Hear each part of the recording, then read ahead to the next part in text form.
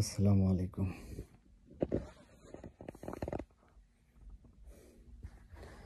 দূরে থাকি দেশ থেকে, অনেক দূরে, প্রায় 20,000 মাইল, 7 সমুদ্র 13 নদী পেরিয়ে সেই আটলান্টিকের পাড়ে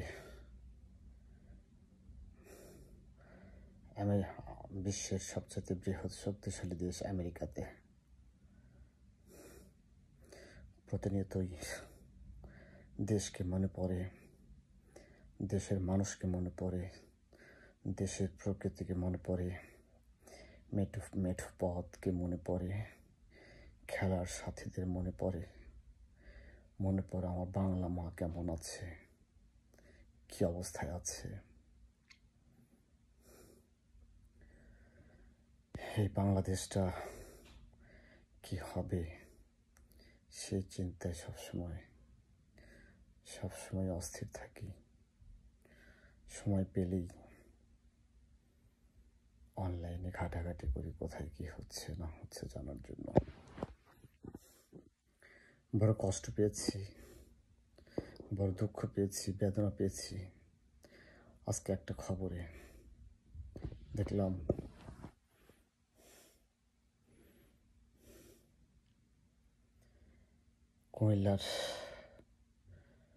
কুমিল্লা একজন মুক্তিযোদ্ধাকে গলায় জুতোর মালা পরিয়ে স্থানীয় জামাত শিবিরের 10 থেকে 20 জন কর্মী তাকে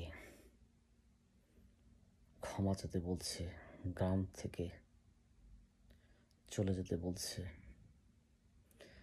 নাম তার আব্দুল হাই কানু, বয়স 78। 1971 সালে বাংলা মাকে স্বাধীন করবে বলে বঙ্গবন্ধু শেখ মুজিবুর রহমানের ডাকে যে যুবক যুদ্ধে গিয়েছিল, সেই যুবক আজ বৃদ্ধ প্রৌঢ়। সেই বৃদ্ধকে জুতার মালা গলায় পরিয়ে গ্রাম থেকে চলে যেতে বলছে কিছু স্বাধীনতা বিরোধী রাজাকার আলবদর আল শামসের উত্তরসূরিরা। বৃদ্ধ আব্দুল হাই কানু কোনো বিচার চাননি, কোনো বিচারের জন্য সে কোনো প্রশাসনের দ্বারস্থ হননি। তার শেষ কথা ছিল, কোথায় যাব, কার কাছে যাব, কার কাছে বিচার চাইব। যারা বিচার করবে তারাই তো স্বাধীনতা বিরোধী। এই স্বাধীনতা বিরোধীরা 5ই আগস্ট শেখ হাসিনা দেশ ত্যাগের পরে তারা তাদের শক্তিমত্তার পরিচয় দিচ্ছে। তারা হিন্দুদের বাড়িঘর লুটপাট করছে, জ্বালিয়ে দিচ্ছে, পুড়িয়ে ছারখার করে দিচ্ছে। আবার অন্যদিকে বলছে না, তারা তো কিছুই করছে না, তারা বরঞ্চ হিন্দুদের সুরক্ষা দিচ্ছে মন্দির পাহারা দিয়ে। হায় রে অভাগা দেশ!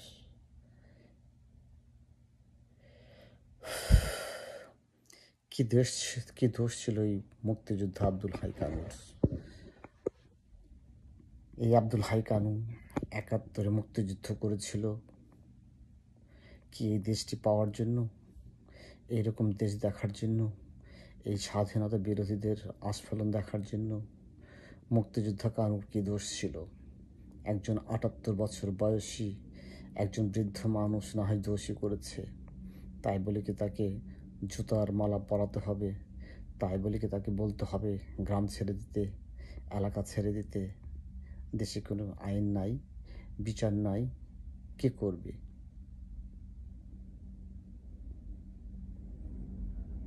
যেসব জামাত শিবির, এটা আমি বলি না, আব্দুল হাই কানুর পরিবারের লোকজন বলেছে এরা সবাই জামাত শিবিরের নেতাকর্মী।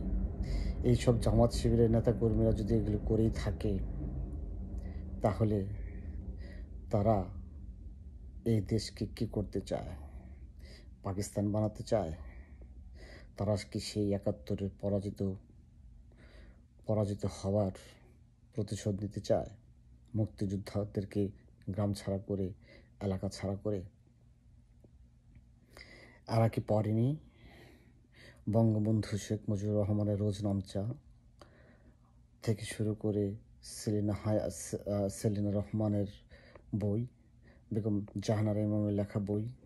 এরা পড়েনি, এরা মূর্খ, এরা তাই এগুলো পড়বে না।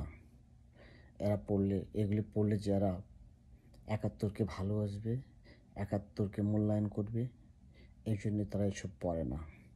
তারা পড়বে, তারা দেখবে পিনাকির জামাতের জামাতের জামাতের সনাতনী আমের পিনাকির গাল গল্প। তারা শুনবে রাজাকার আল বদরের উত্তরসূরি ইলিয়াস আলীর গাল গল্প। তাদের এইসব ভিডিওতে তারা লাইক দেবে, কমেন্ট দেবে। তারা তাদেরকে অলি আউলিয়া পীর দরবেশ মনে করে তাদেরকেই ফলো করবে। হায় রে দেশ আমার, হায় রে মা, হায় রে হতভাগা দেশ। এই জন্য কি 23 লক্ষ লোক স্বাধীনতার জন্য আত্মাহুতি দিয়েছিল? এই জন্য কি 2 লাখ মা বাবার ইজ্জত সম্ভ্রম ভুলুণ্ঠিত হয়েছিল? আজ যারা এই আস্ফালন দেখাচ্ছে তাদের উদ্দেশ্যটা কি তা আমরা ভালো করে জানি। এখনো সময় আছে দেশপ্রেমিক স্বাধীনতা সপক্ষের শক্তিদেরকে এখনই দাঁড়াতে হবে এদেরকে রুখে দেওয়ার জন্য। যে যেখান থেকে পারি আমাদেরকে চেষ্টা করতে হবে এইসব স্বাধীনতা বিরোধীদের আস্ফালনকে রুখে দেওয়ার জন্য। আমরা হারবো না একটা গান আছে না, ওই গানের মতোই এদের বিরুদ্ধে রুখে দাঁড়াতে হবে। আল্লাহ আমাদের সবাইকে ভালো রাখুন।